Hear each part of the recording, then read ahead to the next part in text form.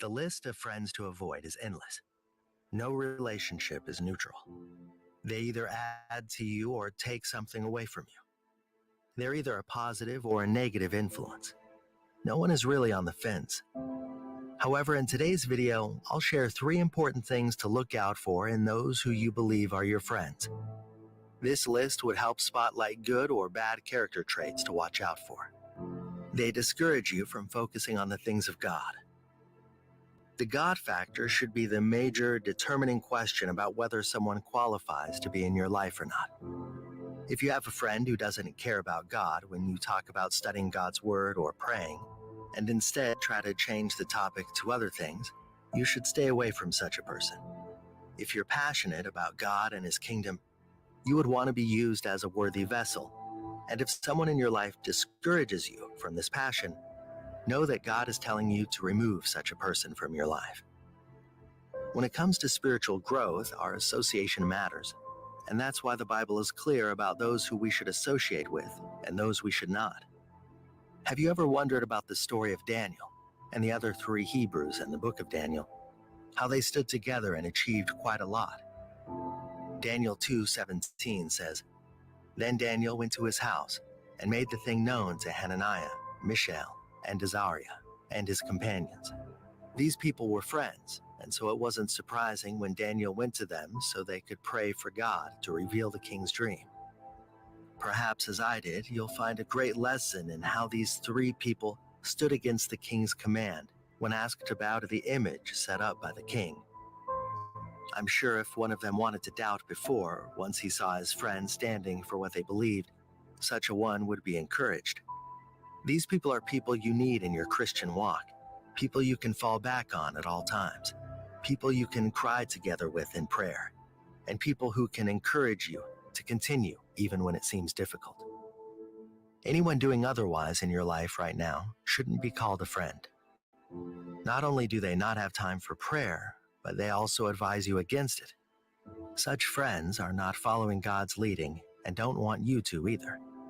These are obvious signs God is telling you to get away from that relationship. Note that these people are not necessarily unbelievers. They may profess to be Christians, and the truth is, there are many in our churches whose deeds, advice, or way of life must not be copied, or else one would lose the passion they have for God.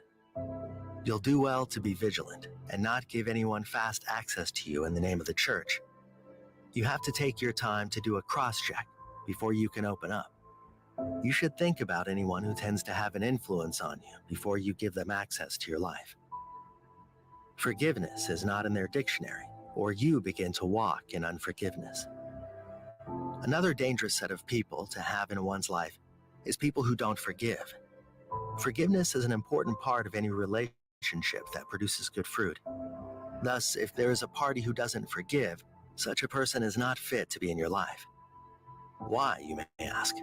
As stated above, every relationship has her times of ups and downs. If it's a human relationship, it will definitely have its ups and downs.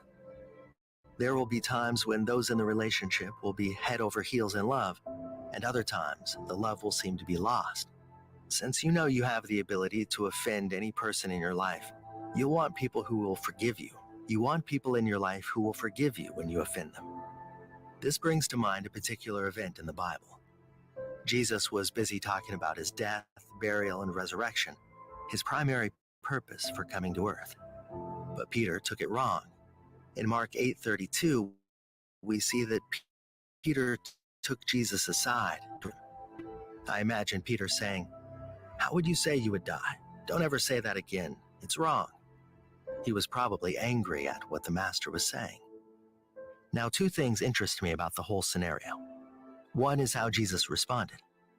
Mark 8:33 says, "But when he had turned about and looked at his disciples, he rebuked Peter, saying, 'Get thee behind me, Satan, for thou savorest the things that be of God, but the things that be of men.'" He rebuked Peter, but the content of the rebuke shows Jesus knew that Peter was not his enemy. He recognized the enemy, the devil, and who was behind the curtain. The second was how neither Jesus nor Peter went about fuming with unforgiveness in their hearts toward each other, as many would typically do today. If you notice you suddenly begin to walk in unforgiveness towards people as a result of your relationship with a certain person, it's time to take a break. People who don't forgive have the tendency to make people around them do likewise. So, as a child of God, you need to be extremely cautious about the people around you. You may not need to spell it out directly to them that you're not interested in the relationship, but you should be careful about letting them get too close to you. This too may be a sign that the person should be cut off. The goal discouragers. One important thing you must understand is that when you have a vision, it's you who's aware of what you see. Nobody, no matter how hard they try, understands it quite like you. This is why everyone is entitled to their own opinion. Some will tell you it'll never work. Others will tell you to look away and focus on something better. And some other people will tell you to go ahead. As much as external advice and opinions are good, never rate the success of your goals or your dreams and visions on the validations of other men. You'll only get confused and unsettled. There are certain kinds of people whose goal and aim is to dissuade and hinder people from taking significant steps. At first, it looks as though they're concerned about you, and they don't want you to make mistakes or fall into an error. However, as time passes, you realize these people just don't want your progress. For every idea and innovation you tell them about, they give you 100 reasons why it wouldn't work out. They focus only on the disadvantages and never on the advantages. While walking with them in life, you'll notice that you haven't moved forward from where you are. You've remained in the same place like stagnant water. This year, it's time for you to move. It's time to avoid people who never see the good in you and what you bring to the table. I heard the story of a bright young man in his late 20s. He had amazing goals that he worked towards in school. In his final year, however, he became close to certain people. For someone like him who never really had close friends, these new people meant a lot to him. He would share his goals, principles, plans, and purposes with them. Each time he did this, they would criticize his idea and tell him something was wrong, and then he wouldn't implement his ideas. He never took risks, and according to his friends, they were protecting him.